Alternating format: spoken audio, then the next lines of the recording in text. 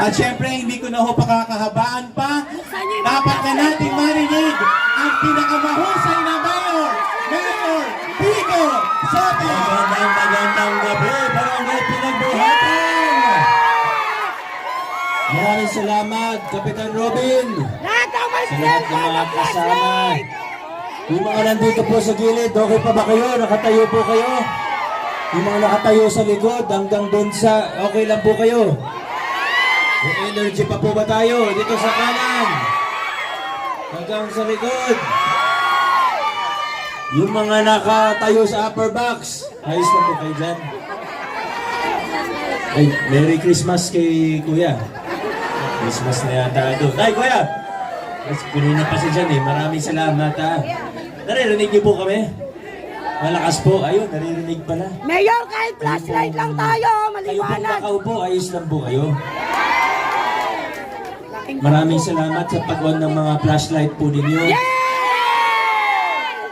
Sana ay hindi po kayo malobat. Hindi po! Ate, pasensya ka na nga. Sa totoo lang po, aminin ko po sa inyo, kaya wala po kami yung dalang ilaw ngayon. Kasi hindi naman namin inaasahan na gagabihin po kami. Okay lang pa, may flashlight naman Nasa po. kabilang venue na yung mga ilaw namin. Kaya salamat. At pag wala pa yun, hindi nyo ako makikita. Kahit sa madilim, kitang-kita yung kagapuhan mo, Alam Mayor. nyo, hindi, okay lang po.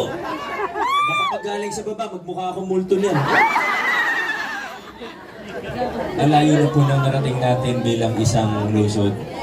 Maalala po natin noong 2019, hindi pa po ganito ang sitwasyon natin. Medyo iba pa po. Alam niyo na po kung ano yung tinutukoy ko. Yung iba sa inyo, medyo kinakabahan pag dumarating kami. Lalo na, mga opisyalis ng mga samahan ninyo, mga HOA, iba pa. Diba? Pag dumarating kami ni Kong Roman, yung iba sa kanila nagtatakbo. Yung iba sa kanila nagtatakbuhan palayo. Yung iba sa kanila lalapit lang kasi hindi naman sila bastos, gusto nila kami entertain, kaso bawal daw. Pero may iba,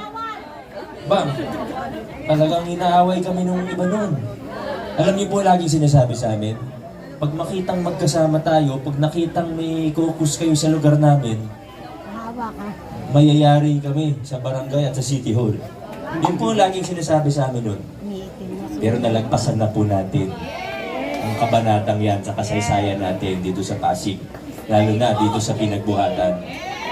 Tinalikuran na natin yung style ng politika na nagbumula sa takutan. Ayaw na natin ng takutan. Sama na natin dyan yung palakasan.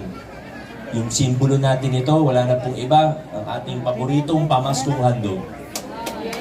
Sa simpleng simbolo ng sa simpleng halimbawa ng pamaskong handog, na ipakita po natin sa buong Pasig na posibleng magkaroon ng pamahalaan na pantay-pantay ang tingin sa bawat Pasigenyo na nagbibigay ng tulong ng serbisyo na hindi tatanungin kung kaalyado ka ba, pareho ba tayo sa politika, magkakulay ba tayo sa politika. Wala na pong ganyan ngayon. Ngayon po, tinataguyod natin ng isang pamahalaan na pantay-pantay ang tingin sa bawat isa, na hindi tayo tinatakot, na kinakalimutan na yung palakasan system. Eto na po tayo ngayon, mga kaibigan. Nandito na po tayo. Siyempre, di po nagtapos dyan ang ating mga pagbabago. Isa sa pinakamalaking bahagi ng ating pagbabago ay yung paglilinis natin ng pamahalaan, lalo na dun sa sinasabing procurement system. Siguro nabalitaan nyo na naman po ang tungkol dito. Pero isipin na lang po natin, yung pinag-uusapan nating halaga dito, hindi lang po nasa libo, hindi lang po nasa milyon, kundi nasa bilyong-bilyong piso.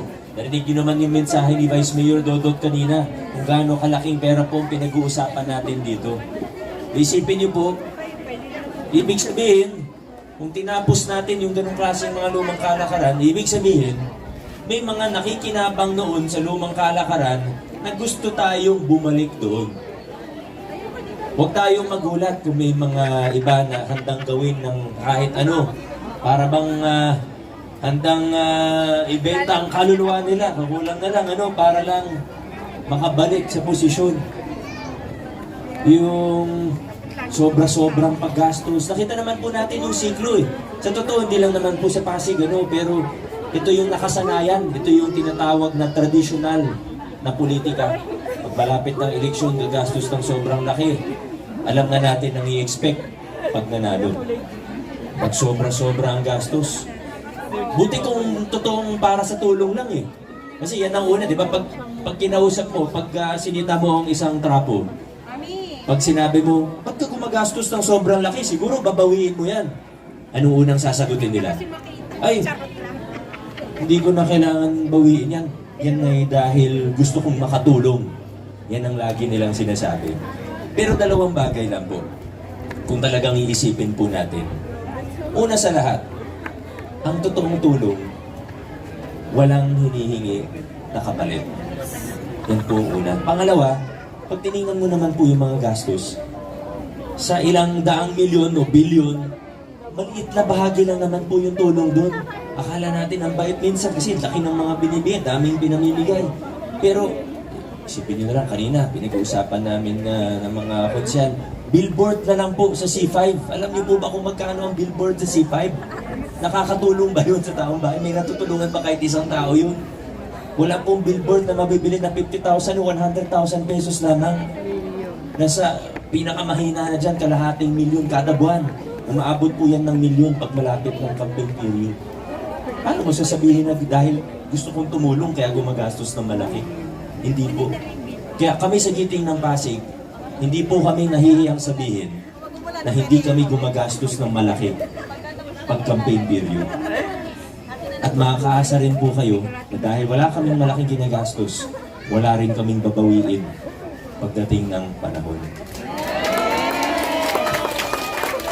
At ipagpapatuloy natin yung pagpapakilala ng reforma, paitingin pa natin yung mga nasimulan nating pagbabago. Isang sektor na lang po ang babanggitin ko.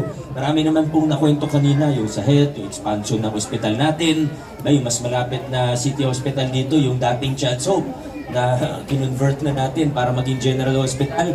Dati nasa 60 beds at pambata. Ngayon po, 120 bed para sa ating lahat na po yun. General hospital po siya. Yung mega dialysis center natin, isa sa pinakamalaki sa buong Pilipinas. Katabi ng dialysis center, kakabukas lang natin nung nakaraang buwan, yung Magahoro Elderly Care Facility po natin. Galing Japan pa yung teknolohiya. Ginagawa po natin ngayon, testing po. Pag gumana, mga nasa 10 o 15 yung kwarto pa lang doon, Pero pag nakita natin na maganda, pwede natin palakihin. Pero importante, nandiyan na po siya. Marami pa pong iba. Yung no balance billing natin at yung iba pa. Pero ang babanggitin ko na lang po bilang isang halimbawa lang naman sa ginagawa po natin kung paano tayo mag-isip, paano tayo nag-aayos ng sistema, ano yung mga nalagpasan natin pagsubok, paano natin tinatalikuran ng takutan, palakasan at naglilinis tayo ng pamahalaan. Ang babanggitin ko na lang po ay isang sektor. Sino po dito ay mga senior high school na po kayo? Ano po? Senior citizen. Naalala niyo po nung 2019, usong-uso pa po yung mga card, yung mga membership. Diba? Yung blue card, privilege card. Bukod pa kung member ko ng lab organization, iba pa yun. Pero yung blue card o yung privilege card, pag dinala mo yun sa ospital, pwede kang malibre. Tapos, pagka bigayan ng pamaskong handog ng senior, yung 3,000 pesos, kailangan meron ka din nun. Kaya sa totoo, sa 80,000 na senior citizen sa Pasig, ang nakakatanggap lang ng 3,000 pesos noon pag Pasko, nasa mga 40,000+ lang po. Hindi lahat. Hindi lahat. Marami pong hindi nakakatanggap. Ano pong ginawa natin noong 2019? At hindi lang po yun yung problema. Pakita na natin yung sistema, membership card. May isa pa pong problema. December 31 ng 2019, nag-expire yung IT system ng previous admin. Hindi binigay sa amin yung password at hindi kami tinulungan para ma-renew yung IT system na yun. Pagpasok ng January 1, 2020, tandaan po natin, ilang buwan na lang po ito bago magpandemya. January 1, 2020, nabura ang buong database ng senior citizen sa lungsod ng Pasig. Sa madaling salita, sabihin na natin ang diretsyo. Sinabotahe po tayo. 40 plus thousand na senior citizen. Erase, nabura, walang naiwan. Nagsimula tayong re-registration. Naabutan tayo ng pandemic. Bawal lumabas. Bawal kaming punta sa mga bahay nyo para mag-interview. Bawal mag-registration. Bawal pumila, lalo na ang mga senior natin. Yan po ang pinagdaanan natin noong 2019 hanggang 2020. Naabutan pa tayo ng pandemya. Grabe katakot-takot ang mga lockdown natin. Pero una, hindi tayo nagpabaya ng panahon ng lockdown. Kung anong tulong pwede natin gawin. Di ba? Ginawa po natin sa lungsod ng Pasig. Pero balik po tayo sa senior. Nilagpasan natin lahat ng pagsubok na yun. Nagre-registration tayo. Pero nung nag-umpisa na tayo ulit, tinanggal na natin yung blue card, yung privilege card. Wala nang membership. Basta ikay taga Pasig at 2 taon ka na po nakatira sa Pasig at ikay senior citizen, kasama ka na po sa mga benepisyo ng lokal na pamahalaan. Kaya alam niyo po, sa kasalukuyan, tuwing Pasko, ang nakakatanggap ay hindi lang 40 plus thousand na lang. Nasa 80,000 halos na po ang senior citizen na nakakatanggap ng 3,000 pag Pasko. Pero hindi pa rin po tayo nagtapos doon. May nakita pa tayong isang sistema ng palakasan para sa senior citizens. Naabutan po natin, may isang grupo ng senior, mga 300 plus lang po sila, na mayroon pong malalaking allowance. Yung iba sa kanila hanggang 5,000 pag presidente ng samahan. Pero 300 plus lang sila. Out of 80,000 na senior na nakikinabang doon sa allowance na yun. Tinanggal ko po yun, tinapos po natin yun kasi para sa akin, uri po yan ng palakasan. Ang ginawa po natin, tinanggal natin yung allowance, saan po natin dinala yung pondo? More than 20 plus million per year po yun. Dinala natin yung pondo sa bagong programa ng pamahalaan na local senior pension, kung saan mas marami ang nakikinabang. Alam niyo po ba kung ilan na ang beneficiaryo ng local senior pension ngayon? Dati, di ba, 300 plus lang yung may allowance. Ngayon po, local senior pension, more than 20,000 senior citizens na 65 above na wala pang pension ang nakikinabang po rito. At ngayon naman, yan na nga, tinanggal na yung palakasan, wala na ng takutan, naglinis tayo ng pamahalaan, lumaki ng konti ang budget natin. Ang ginagawa naman po natin ngayon, 2025, kasama na rin po, kwalipikado na rin po sa local senior pension ang mga 65 above kahit may maliliit po silang SS na pension. Hanggang 4,000 na pension ng SS, kasama na rin po sa ating local senior pension. Ganyan po tayo sa lungsod natin ngayon. Ganyan tayo mag-isip. Nag-aayos ng proseso. Pag may problema, sinusolusyonan, tinutugunan ng mga pagsubok at mga hamon sa atin. Ngayon, nandito na tayo sa yugto na pinapalawak natin ng mga serbisyo, mga benepisyo, bukod sa iba pang ginagawa ng pamahalaan gaya ng infrastruktura, serbisyo medikal, sa eskwelahan, at iba pa. Nandito na po tayo sa punto na ito. Nasa magandang posisyon ng ating lokal na pamahalaan. Kaya sana sama-sama po tayo. Huwag na po tayong lumiko. Sana dire-diretso lang po tayo sa lungsod ng Pasig. Kumbaga sa isang sasakyan, sana pare-pareho tayo na gustong padiretso. Sana wala po tayong isasama na gustong agawin yung manibela sa driver para lumiko pa. Kaya po napaka-importante na vote straight po tayo pagdating ng May 12. Yan naman ang pakiusap ko po sa inyo. Dahil sa congressman, alam natin kung paano magtrabaho ang isang congressman Roman Romulo. Tama po ba? Sa Vice Mayor, mula 2022, binigyan niyo rin ako ng kasama na maayos. Vice Mayor Dodot Jaworski. Sa konsehal, may 3 tayong kasama na papunta na sa ikalawang termino nila. Sila yung tumulong sa akin. Parang, kumbaga dahil sa kanila, nahati ko yung katawan ko. Sa 10. Kasi, kung ako lang mag-isa, siyempre may limitasyon din ng katawan natin. Kahit hindi naman pwede magtrabaho ng 24 hours sa isang araw. May hangganan po tayo eh. Meron akong hindi nakikita na nakikita nila. Meron akong hindi naiisip na naiisip nila. Meron akong nakikita sa panukala na pwedeng pagandahin pa na sila po ang nagsasabi. Kaya mas buo ang puwersa natin, mas kumpleto tayo, mas maganda ang kalalabasan, mas maganda yung output ng ating pamahalaan. Yung tatlo natin kasama, si Buboy Agustin, si Maro Martires at si Angelo De Leon, ako na po magsasabi, totoong nagtrabaho sa konseho. Hindi po basta nagpaano lang ng pwesto. Kaya po natin nagawa yung mga bagay katulad ng allowance ng solo parent, yung pag-asa scholarship, sa tulong po nila. At syempre ngayon may tatlo din tayong bagong kasama. Nandito po sila ngayon.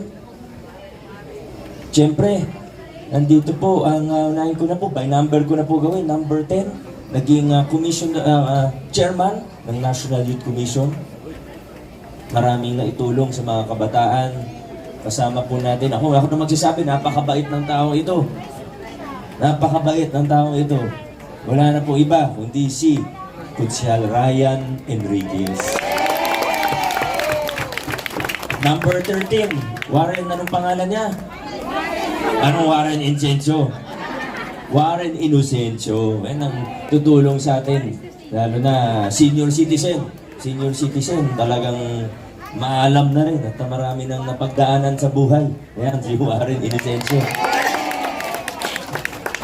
Last but not the least, naging kagawad ng May Bunga. Nakita ko maganda yung programa niya. Wala na pong iba, kundi si Kunsyal Boy Raimundo. Ang pinaka-importante sa lahat, alam ko naman, tinusuri din natin ang lahat ng kandidato, lahat ng umaharap sa atin. Napakinggan nyo na po silang magsalita.